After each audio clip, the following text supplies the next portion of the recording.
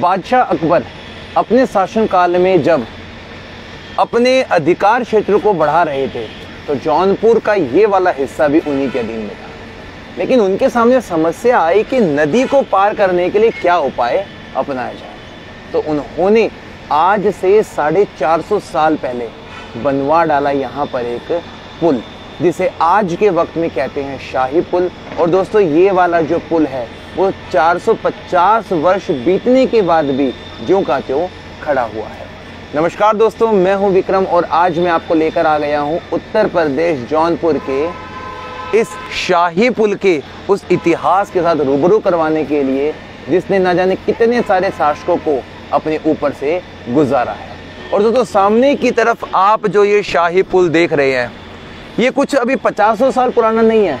ये बात शुरू होती है 1567 के समय की, यानी कि जब जौनपुर की रियासत यहाँ के एक सूबेदार जिनका नाम था अली कुली खान, जो अकबर शासक के ही अधीन में रहकर जौनपुर को संभाल रहे थे, उन्होंने कर दी बगावत। और बगावत करने के बाद में बादशाह अकबर यहाँ पर अपनी सेना लेकर आए और अली कुली खान को मौत के घाट पहुँचा दिया। लेकिन जब बादशाह अकबर यहाँ पर आए तो उन्होंने देखा कि गोमती नदी का जो ये क्षेत्र है यानी कि जौनपुर, ये इस गोमती नदी के किनारे बसा हुआ है और यहाँ के स्थानीय लोगों को भी इस नदी को पार करने में काफ़ी कठिनाई हो रही है।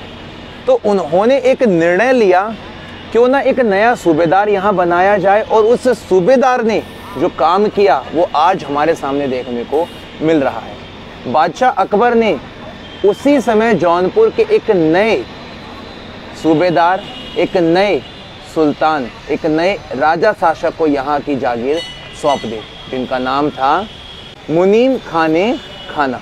और उन्होंने ही अपने शासनकाल में इस पूरे शाही पुल का यहाँ पर निर्माण करवाया था, जो आज के वक्त में भी सुचारू रूप से कारगर है और अपनी उस मजबूत स्थापत्य कला को इतने वर्षों के बाद भी यहाँ पर दिखा रहा है।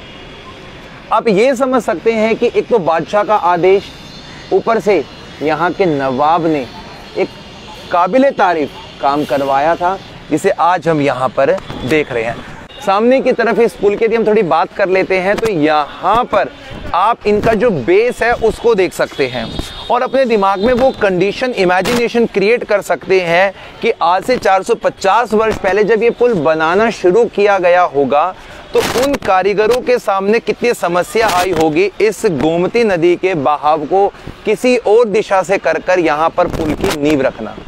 लेकिन वो भी स्वीकार्य था क्योंकि बादशाह अकबर का आदेश था। और जब ये काम पूरा समाप्त हो गया, जहाँ पर बड़े बड़े येलो सैंडस्टोन का इस्तेमाल किया गया है और इसी सैंडस्टोन में कुछ ऐसे मिरेकल, ऐसे कुछ चमत्कारी इफेक्ट दिखाने की कोशिश की है उन कारीगरों ने, जिस चीज़ को देखने के लिए हमें जाना पड़ेगा ऊपर की तरफ।